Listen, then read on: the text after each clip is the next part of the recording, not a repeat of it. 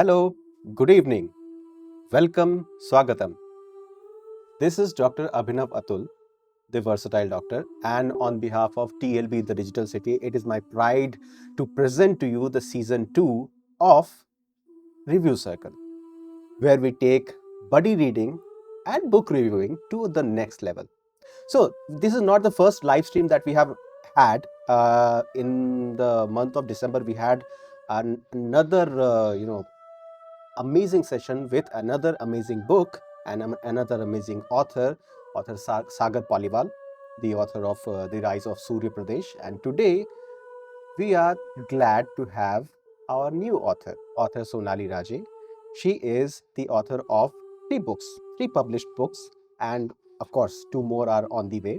Her series is called The Empress of Indraprastha, which is a retelling of Mahabharata from the perspective of Draupadi, with a lot of, women empowerment, gender equality, and a lot of drama and politics, which we associate Mahabharata with. In this season of Review Circle, we talked about, our Bookstagrammers talked about the first book of this series, which is called Entering Kuruvansh, which shows the initial few months and years of Draupadi's life, starting from her Swayamvar to how she went ahead to be the wife of five Pandavas, and what the fate has in store for her and her husbands. Now, before we move ahead, just remember, this is a review cycle. So all the bookstagrammers that you see on the screen, they have read the book and they have interacted with the author, they have interacted with everybody else, they have buddy read the book, reading chapters and paragraphs side by side, and giving comments and annotations and everything. So the interaction has been going on, and today in this session is the culmination of the entire season. And so without further ado, let me first pass on the mic to the author. Sonali, welcome to the live stream of Review Circle, the season 2. And the mic is yours. Please introduce yourself and tell us about your book. Thank you very much. Thank you to TLB Review Circle for having me here and giving me this opportunity. Thank you, Dr. Atul. Thank you to all the wonderful bookstagrammers who have taken the time to read the book, and hopefully will share their feedback today. So I'm Sonali Raje. I'm a chemistry professor. I work at Towson University, Maryland. It's near Baltimore. And I am a scientist and an educator, but writing was just accidental. I've read the Mahabharata. We have all grown up watching Ramayana and Mahabharata on TV. I've read multiple versions of the story, from Draupadi's perspective, from Karn's perspective. There are so many versions available. But I just thought that there was something missing in that there was her interaction with a lot of the women in the family wasn't shown. And there were so many social issues that I thought the Mahabharata has, which were not touched upon. So I just decided to pen my own story for myself. Like, there was no aim in publishing it or anything. But I just wanted to, there were all these ideas I had in my head, and I just wanted to put them on paper, which is exactly what I did. And it stayed on my laptop for the longest time before my daughter kind of, like, pushed me, ki, "Bhej ke dekho, what's the problem? The worst thing that can happen is people will say no, and I'll be back to square one." So I took that step. I sent it out, faced a few rejections, and then Vishwakarma was kind enough to acquire the entire series. Um, 3 books are out already. Book 4 is in the editing stages, so that should come out hopefully sometime this year. And then I have to get started with book 5, which is turning out to be a challenge, but I will get there. I don't have, I mean, I want to get there. I will get there. So it's a series on Draupadi. It's about women's empowerment with each part focuses on different social issues throughout the series. And I am looking forward to talking to everyone and what they have to say about part 1. That's Entering Kuruvansh. Thank Thank you, you. Sonali. Thank you for the introduction and everything that we just talked about. Mahabharata is a very, very, very complicated book. It's an epic and one of the greatest epic that mankind has ever written and read. Now, with this huge project that you have undertaken, retelling the entire story through the eyes of Draupadi, I completely commend and I completely understand the effort that you have been putting in. Passing the mic to Sonal. Sonal, please introduce yourself and your bookstagram and also tell us one thing that stood out in entering Kuruvansh for you. Yeah, hi, myself Sonal. I am a bookstagrammer with Instagram under Read with Sonal. I usually used to read romance fiction. It was recently, like after I joined TLB, that I started reading other genres as well, like non-fiction, mythology, and a lot more. And that's how I actually landed on this book as well. It was an amazing season in the review circle, and after reading the book, there's been a lot that we get to know about Draupadi, about the other side characters that not many talk about, like Karn's kids, Draupadi's interaction with like other wives and Karan's family. There's a lot that not everyone talks about or we get to know about it from anywhere. So I actually liked those parts. Uh, my favorite one was when she met Karan's kids and the samosa thing that happened. That was one of my favorite parts in the book. I actually loved it a lot. So, samosa, the samosa story. When everybody who has not Yeah, read the book, they don't know what the samosa story is, but it is they quite must know quite this. interesting. Yeah, they must know this. Okay, thank you for the introduction, and let us move to Rose. Rose, please introduce yourself and your bookstagram, and also tell us the one thing that stood out in this book for you. Hello everyone, I am Rose and my bookstore handle is booksandbows.14 and I just read, like murder mystery and thriller books, but just like Sonal, ever since I joined TLB, I have started, reading other genres. So this the book Entering Kuruvansh was in a way retelling of Mahabharat, but through women's point of view, right? And it tried to show the things that women go through. So I really liked it how the author showed us, like how she portrayed Draupadi's character, and I also really like not only Draupadi's character. Okay, I loved how she also included other characters apart from Draupadi, even though the main character here is Draupadi. Yeah, so that's one of the things I liked about it. And then all the conversations between Krishna and Draupadi in the book, I love them a lot because like after reading this conversation, I I started rethinking I started rethinking about what I personally think the meaning of ethics and morals is. So yeah, also my favorite chapter is the chapter number 10. 10 chapter, which is the same chapter that Sonal mentions. I love Khan's kids. I love the chapter and especially the samosa part. Yeah, so I guess that's all there is I have to say. So while you guys are talking about samosas, let me just clarify that the samosas is actually an error. There were no samosas in Mahabharat times.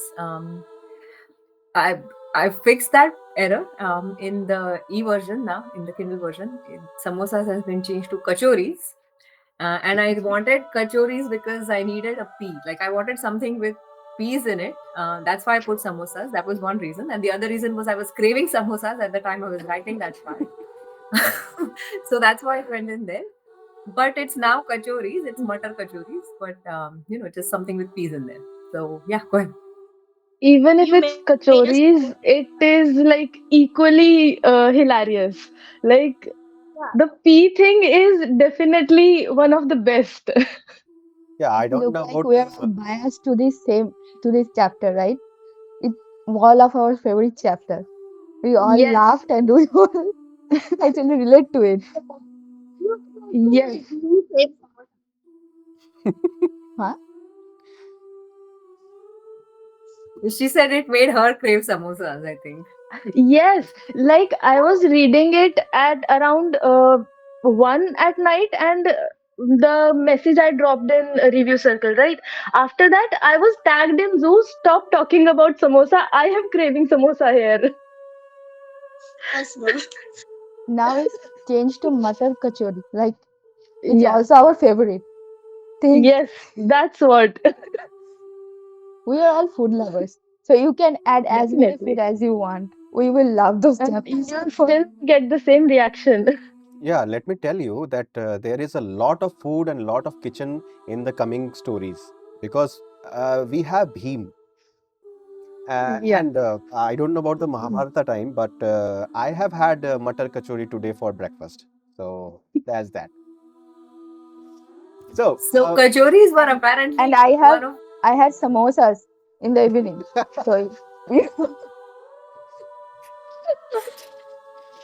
So just FYI, kachoris was one of the oldest snacks that existed in Bharatvarsh at that time. So kachoris have been around forever. So that's a safe thing too. Yeah. no. Me, while reading that part, samosa part, I thought like in Mahabharata, how it's possible, like availability of samosa. Okay, but today I got I got clear. It's kachori. Okay, it's fiction. Anything can happen. You can have samosa at that time too. exactly. Yeah, of course, it is a retelling, but it is still a mythological fiction. And though, so the, True. of course, it's fiction. Don't everything that is written in the book didn't actually happen exactly the way it is written. So there is that, and you would have known this if you had read the book with everybody else. You just roller coaster. I mean, steamrolled your way through the book in 2 days, right? So, while we are talking about samosa and kachori for so long, let us move ahead and let me come to Rimi. Rimi, please introduce yourself and your Bookstagram. And also, I'll ask a bit different question to you. How is your experience of reading Entering Kuruvansh, this epic, this story? While there are so many mythological fiction books out there, and there are so many other authors who have tried to write the perspective of Draupadi in different books. So tell us what stood out in Entering Kuruvansh in the perspective of other books out there. Hi guys, myself Rimi. My bookstagram is booklover0005. Don't ask me about the name. I know it's weird. Now about the book, I'm not going to shy away till that. But first week when Sonal introduced the book to us with the synopsis and all, I wasn't very intrigued about it. I wasn't.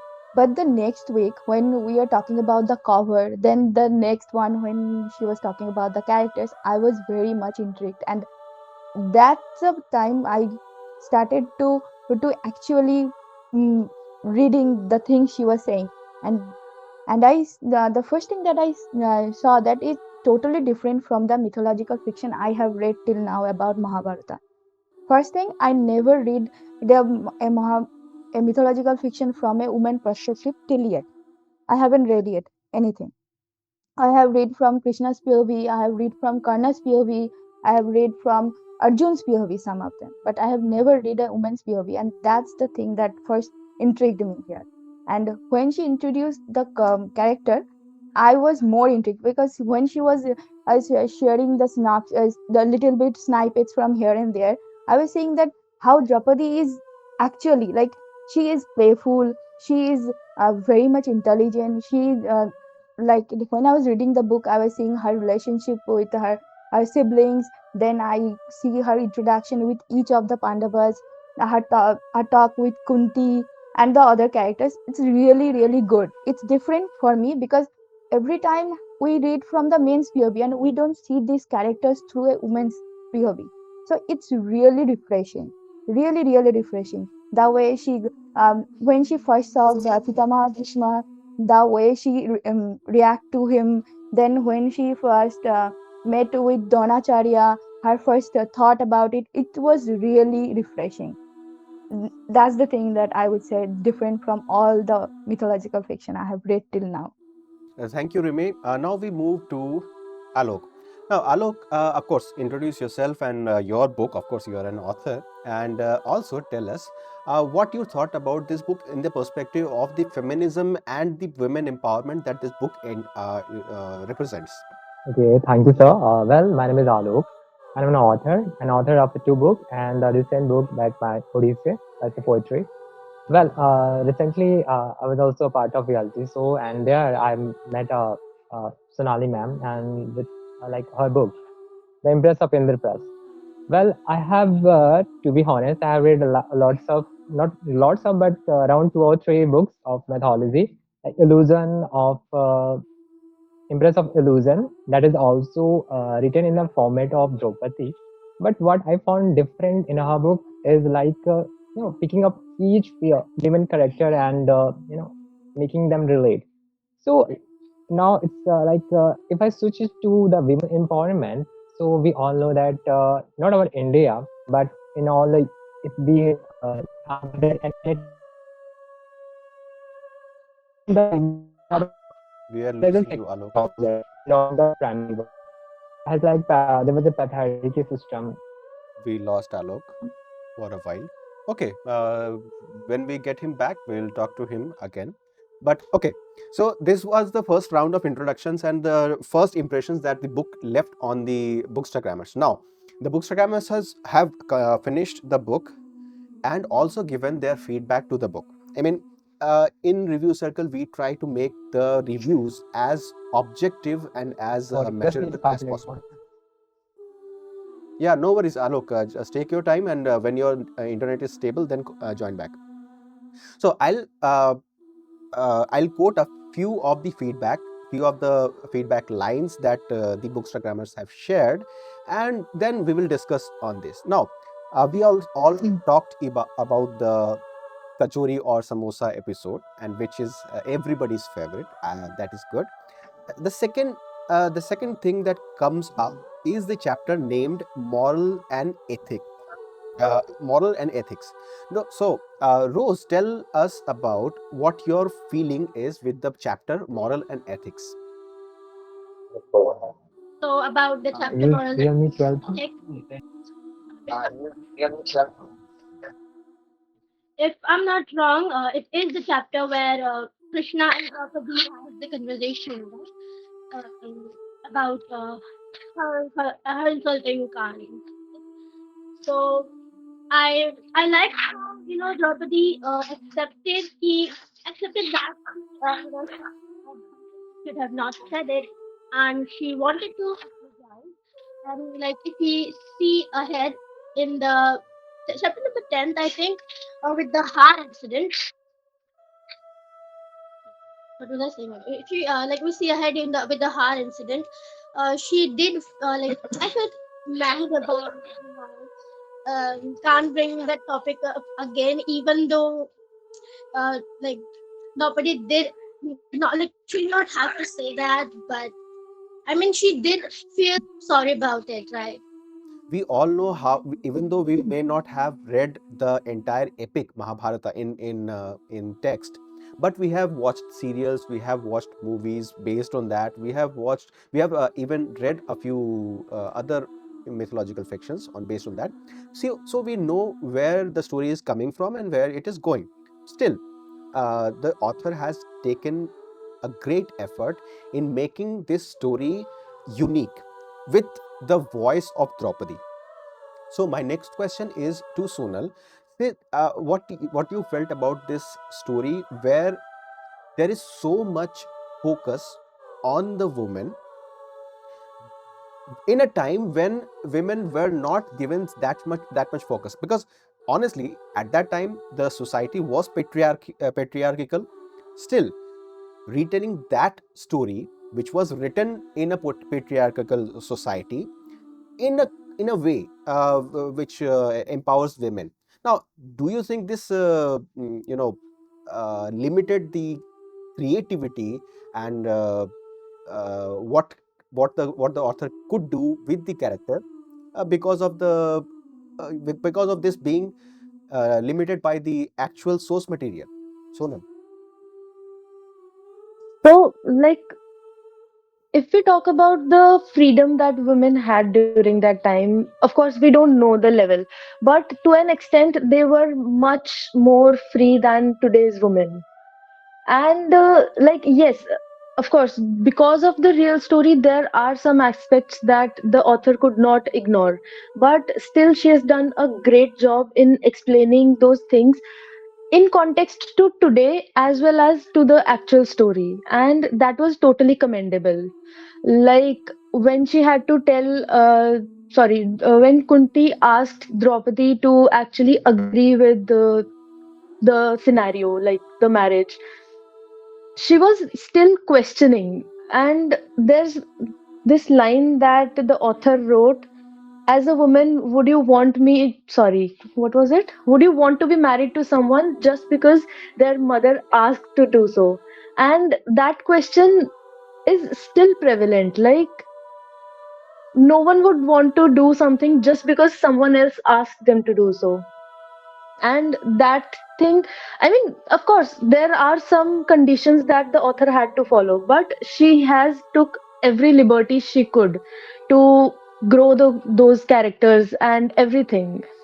Like, yeah, Yeah, great. it So, was amazing. of course, that point of conflict where Kunti is telling Draupadi that she has to be the wife of five Pandavas, five husbands. Now, this is something which, of course, we know that this happened. We know this from the epic, but this is something which even today is prevalent. Not exactly in the polyamorous way, but actually how our In parents act, actually yeah, decide what we are doing. yeah. So at this point, I'll also talk to Sonali, the author, to tell us how she felt this part of the epic and how that relates to the current scenario, current generation, what we feel in real life. So that's an interesting question. Polyandry was not extremely uncommon in the Mahabharata times. There were a few other examples where some women were married to multiple brothers, and I think it was primarily done to ensure that the wealth of the family remained within that family so that it wouldn't go somewhere else. If we talk about today's times, yes, there is a concept of open relationships, there's a concept of live in relationships. So there are a lot of things that happen today that could also be connected to the Mahabharata. I think the Mahabharata is such a universal epic. It was so advanced for its time. It was very progressive, and like Sonal said, there were many aspects of society that were already extremely advanced even for those times. There were a lot of women who were scholars. Draupadi herself was a trained warrior. She was educated. So it wasn't that women were always subjugated, while it is a patriarchal narrative for sure, but women also had freedoms in those times. How much of it is written, how much of it is conveyed is what we don't know. And the reality is that the entire epic was written on leaves. Like Ganeshji wrote it on palm fronds, not palm fronds, but like whatever parchment he wrote it on. We do not have those original documents. So it's everything that we know about the epic is based on multiple iterations of what others have done over the millennia through to get us to this point. So it's hard to kind of delineate exactly what happened in those times versus what happens now, but there are a lot of commonalities in today's society, and even in some aspects of what has been written about in the Mahabharata. Great, great. Thank you. And it is quite fitting that in this review circle, about a book which is so heavily, so heavily based on the gender equality. Most of our bookstagrammers are actually women, and only Alok is there to represent the male gender. So, of course, we'll go back to Alok and tell us about the tell us about your impressions about this book. So my point of view is quite different. Like you know, it's like I'm feeling a different type of while seeing the Mahabharata from the vision of Draupadi, because the matter of Draupadi like the bigger Draupadi's matter the most, because we didn't know what Draupadi thought was while she, the first and second chapter when she has to marry the five Pandavas. So, while reading that chapter, I was continuously thinking like how a woman can choose a five man to be her husband, and continuously like 2 or 3 days analyzing that. So, and other than that, while I was going through all the chapter, I learned a lot, and got to know that on that time the women are so much vivacious, and they are like strong as than we think of. But later on, we know in our Indian culture, there's a lot of customs we follow, like Sati Pratha was there, like Pada systems were there, and due to which women has to face a lot. And not only in India, but as I was saying earlier, the European countries and also like women were treated as secondary matter, like they are only for upbringing the children, for the beauty and for the enjoyment. But like the changing of the time, and there's also a line in the book of the Empress of Indraprastha, like the things changes with the time. When Krishna says this to Draupadi while in the chapter of morals versus ethics, and that's really happening in today era. Like with the changing of the time, the things has been changed. We can see the women have improved a lot, and I think like yeah, that's it. Thank you, Alok. Now I'll ask Rimi something. Now, you have read this book. Now, what do you think is one element that this book lacks? Only talking about this book, not the entire Mahabharata epic and not the entire series. Only from the start of the Swayamvar and the point where the story, the first book ends. What is the one thing that you wish should have been there in the book? I like the book the way it is. Okay. The thing that I think it should be here more is I think the character Draupadi itself. Because when we talked in the review circle in our group chat, we thought that Draupadi would be very mature, very regal and all. But there are times when I think that she is being childish. I thought she will act different way. Like when she get up and insulted Karna. Then she tried to defend herself to Krishna, being childish that way. Even Krishna said that you were being wrong. Mm, I know that through that we will see the development in her character, but in there some instances I feel like that she would be much more mature because the way she is, because she is a princess and she is an warrior, she is educated, she knows many things. She she continuously in conversation with Krishna, so she should have known some things well. Or her delivery in some places I thought is lacking there. Just this. Otherwise, I feel like it's good as it is. No, yes, you are absolutely right. In in that aspect, I think during the time of her Swayamvar, she was not a grown-up woman. She was probably what 16, 16, 17, 18, something like that. Because at that was the age of marriage during those times, usually. So, of course, over the time of this story and the stories to come, she will show signs of, uh, you know, development in her character, in her maturity, and everything. But this is a good point that you have raised. Rose, you are back finally. Your camera is on, I think. So I'll put this same question to you. What is the one thing that you thought this book lacked? I cannot think of anything like negative right now, but when I was reading, I think there was something. But like I really liked the book, the way, like, what do you call it, the aspect of it. So I don't really think I'd like to change anything. So I have no answer because I did not really find anything negative. That is a very positive thing for Sonali, the author, to see that so many people have actually read her book and found no negatives actually, which is a great thing. Of course, I'll ask Sonali. Now, you have written 3 books. The fourth one is already in the editing process, and the fifth one is coming very soon. The person you are today, what would you say if you had the capability of going back in time and writing the first book again? Is there something that you would change? Yeah, the samosas to kachoris, obviously. No, that is a very small error which can Yeah, easily be replaced. No which worries. can be good. Yeah, sure. I wouldn't change anything from what I have written, and here's why. So let me clarify one thing. The Swayamvar incident, where Draupadi rejects Karn, doesn't actually happen in the original Mahabharata. Like in the Bhandarkar Oriental Research Critical Institute, Draupadi is shown as a very mature woman. First of all, Karn participates in her Swayamvar, and he fails to pierce the eye of the fish.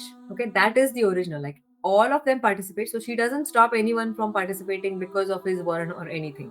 And caste and Varn are two different things. Caste is a more modern interpretation of how society is. In those days, it was a Varn system where you pick the occupation based on your ability, not on your birth.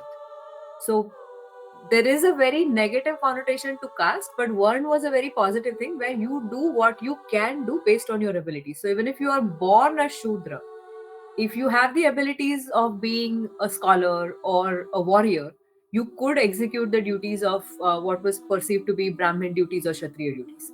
So there was no concept of her not allowing Karn to participate in the Swayamvar. He participated and he failed. So there was that whole incident is a new, no, or I wouldn't say completely new, but there are other versions like Kisan Mohan Ganguly's version of the Mahabharata shows that she rejected him. And I have no idea where that, how and when that part originated, but it is prevalent for the longest time. A lot of the TV serials also show that. There was a reason why I kept that. Is this idea that a woman has to be like very mature and very perfect and she has to be very elegant throughout. Now if you look at the Mahabharata, there are so many places where the man makes so many mistakes, right? Yudhishthir is considered a dharmaraj. He makes a mistake. Pitama Bhishma, like there's throughout the book, everybody has their flaws, and yet we accept them. So when I was writing this, I was in two minds. Like, do I stick to the Vyas Mahabharat or do I use this aspect, which is more commonly known? And I decided to pick this and show her at that stage when she was young. I deliberately wanted to show her as being immature and not 100% sure, because all of us are like that at that stage. We don't always have all the answers in life, right? And to expect to have this, society already has that women have to dress a certain way, you have to talk a certain way, you can't laugh too loudly, you can't be like, because there are already so many restrictions. And I wanted to make sure that the book would be relevant even today. We don't have a swayamvar system. Obviously you can choose your partners, that's not an issue nowadays, but no one is going to listen to their mother and marry five people now. That's obviously illegal. But there are so many things that you cannot even think of that would have happened in those times. But now that we have this knowledge that women are already subjugated in this day and age, I didn't want to perpetuate that storyline where she was meek and she was docile and she just accepted everything and she was expected to be mature. I wanted to show her growth, like with every character.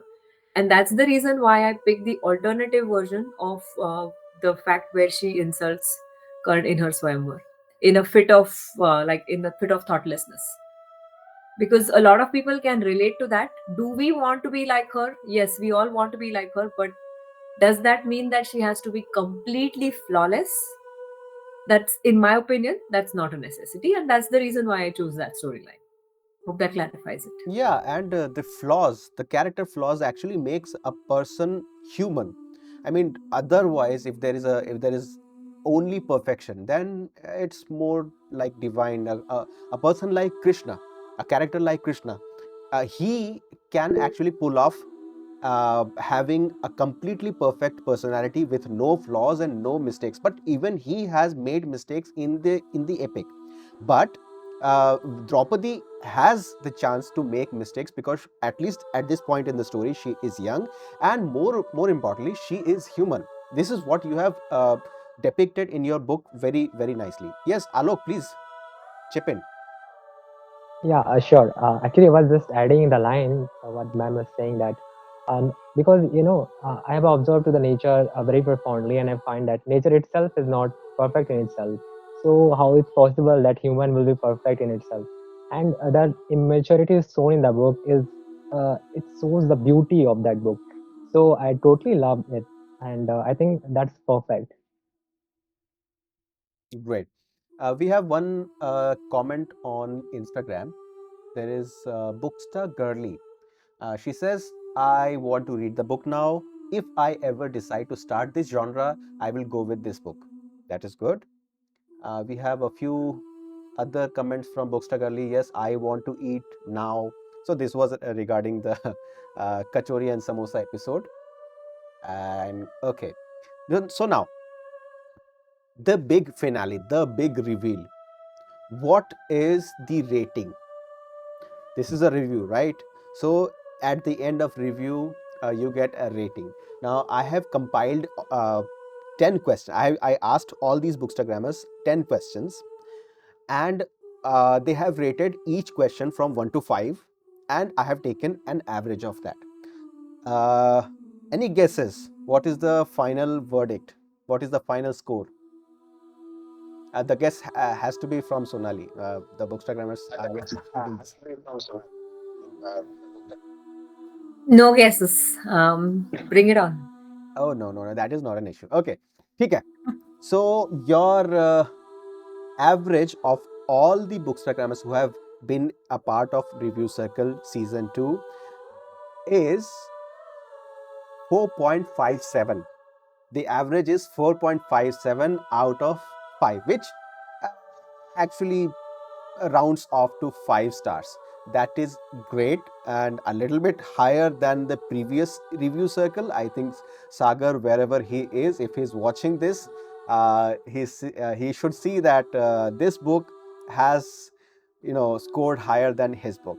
But again, this is all good, and we are very grateful for Sonali to have her book. And actually, this is not a simple review circle. I forgot to mention in the beginning of this video, because this review circle actually came from the author reality show at TLB the Digital City. There was a month-long author reality show where 7 authors in December participated, and over the weeks they talked about their books, they talked about their characters, they talked about the covers, they talked about the stories and everything. And the audience, the Bookstagrammers and the readers, they uh, voted to either keep the author in or eliminate them, like a normal reality show. And the winner of the first season of author reality show at TLB the Digital City was Sonali. And from there she entered the season 2 of Review Circle. So her book Entering Kuruvansh is actually worthy in a whole new level. And we are very fortunate that this book already has 2 sequels. So regardless of whether the sequels are going to come in Review Circle in the future seasons or not, the Bookstagrammers, you are fortunate that the It other should, it books, should, yeah, it no, should. the other books are It already out definitely there. should. Okay, that I know, okay, but okay. it Shout should out, shout come out, to shout out. review circle, Everybody, na? shout out who wants to have the next book, uh, Building an Empire, as the second as the future season of Review Circle. No, don't raise your Me, hand. Shout me, out. We all do. me. We all do. We all I do. think we all need to. Okay. So I'll take this ahead with the TLB management committee and see if if the new books can be taken in the future seasons of Review Circle. But before we close this meeting, I would like to give the mic back to Sonali and let her talk about the future books.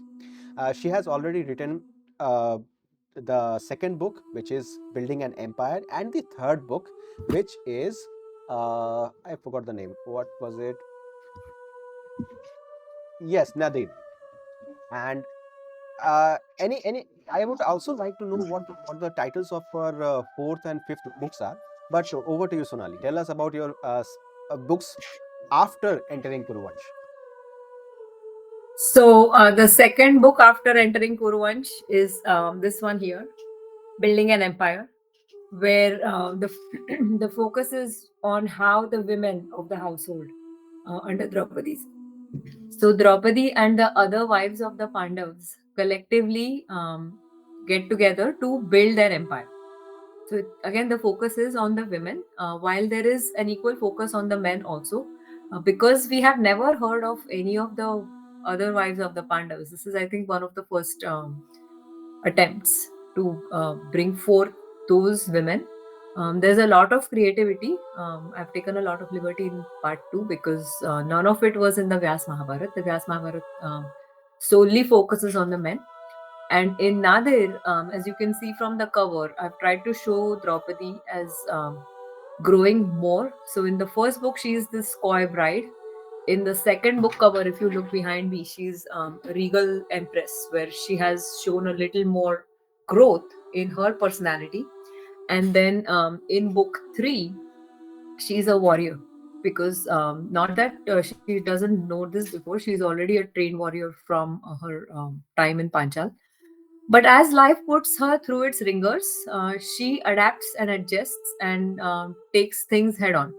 So a lot of the and there are I have also introduced other fictional characters in book 2 and 3. There is this Naga woman, and book 3 there is a tribal girl called Ashwin Karni, who is there are several episodes that those characters are relevant in the sense that they also bring out Draupadi's interaction not just with members of the royal family, but also with the general population. Her subjects. So and I bring out the in the second book I bring out the theme of I continue with gender equality, and in book 3 I bring out sexual harassment irrespective of gender. So when there is this Draupadi Kichak incident where and of course the Vastraharan, and also when Urvashi curses Arjun, we don't talk a lot about male sexual harassment. It's almost always about the women, but it is important to realize that men also go through a lot of trouble, which is not always recognized. In the Mahabharata, it is explicitly mentioned that Urvashi curses him for 1 year to be a eunuch, simply because he rejects her advances. And to me, that was something that stood out because nothing is mentioned about it. It was almost like, there's such a beautiful woman who's trying to woo you, and it's you have to say yes to her, which is not fair to men also, right? We bring up women's rights, but to keep the focus on gender equality, I wanted to make sure that I gave space to that incident also. Book 4 is all about the war. While Draupadi was not directly involved in the fighting, and the women of the house were in Upaplavi, it's a province of Matsya. When they finished their exile, they were housed there. The women were over there, but in keeping in the theme of making sure that the women have a say, or they were given equal voice, I've tried to show how the women got involved in the war in non-military roles. Okay. And in book 5 it's all about the post-war. I mean, everybody knows this story, so I've just broken it up into sections which made most sense in all the different areas. Great. Thank you for the overview of the entire series. And I have already read the 3 books, and I'm looking forward to reading the fourth and fifth book. And of course, the Bookstagrammers and the readers and the viewers who are joining us on YouTube or Instagram, of course, go ahead and read Entering Kuruvansh and the subsequent books, because these are great. Before we end this session, I would like to point out that Sagar Paliwal from the previous season of Review Circle is actually joined on Instagram, and he has said congratulations to the author.